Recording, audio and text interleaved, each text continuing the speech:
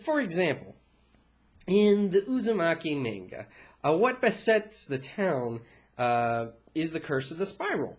And even though it has many effects over the course of the manga, when it actually reaches the stage in the story that the town has been destroyed, it has been destroyed by a series of hurricanes that were brought on because of their spiral shape.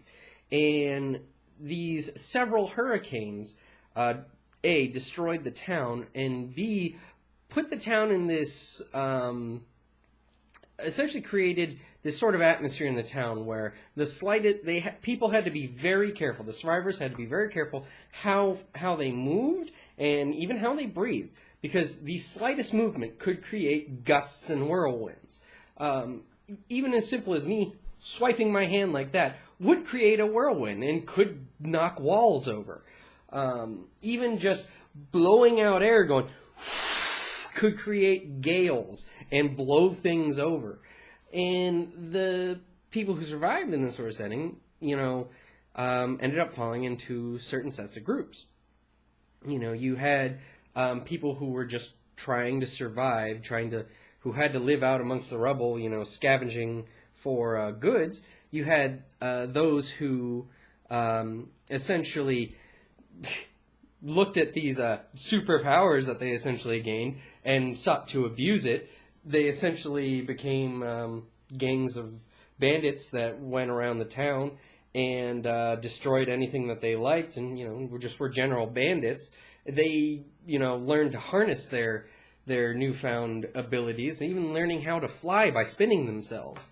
And and then you finally had people that in this town there were buildings that could not be knocked over by the winds, and you had the survivors that would huddle together in these small buildings that couldn't be destroyed. Well, this created the situation where there were a couple of other effects to this as well. For one, nobody could leave the town. People could come in, but they couldn't leave. All tunnels and trails that left out of town always wound back to the town, spiraled back, if you will. And the other issue is that in this town, a set number of people were turned into these anthropomorphic snail people. And they were more snail than people. They couldn't talk or anything like that. They were essentially giant snails, but they had arms and semi-humanoid faces. At least their eyes came out, just like that. And with there not being a lot of food, some of the survivors and the bandits turned to eating the snail people. And they found the meat very delicious and, in fact, addicting. And what became of anyone who ate snail people is they either A, became a snail person themselves, or B, were addicted to the snail meat and became slowly became obsessed with it, and obsessed with the spiral curse, pretty much. And for those that didn't turn into snails, or didn't die in like bandit attacks or anything, they could succumb to the spiral curse and essentially turn into, curled up messes.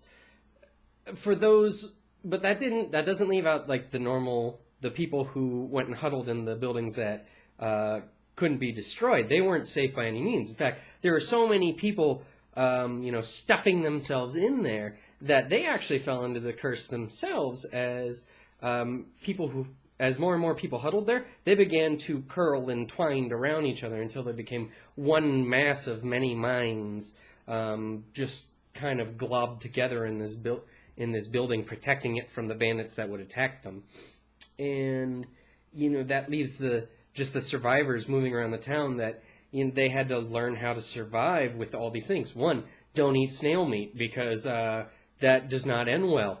Two, don't go to the shelters because, for one thing, those globbed people are very protective over them. And for another, unless you're willing to join that mass of humanity, you don't want to go there. Three, you cannot move very fast. You have to move very slowly, which makes it very difficult to avoid said bandits flying around the town who would take what you have. You have to move at almost a crawl's pace and constantly be looking out for the flying bandits. And 4, you always had to find food, but you had to find food from the old town because there was no new food growing. The only new source of food that could be found was snail people. And yeah, refer back to 1, don't eat snail people. So you have this very interesting, like, post-cataclysmic setting with a very different set of rules to, say, a zombie apocalyptic setting or a nuclear fallout apocalyptic setting. They all have rules to how you survive in that land, but the curse world gives a set of rules that's very odd and very atypical. But the cool thing about this is you don't have to use the Uzumaki curse. You can come up with your own curses or use curses that you like from movies or video games or things that you're used to. For example, meh.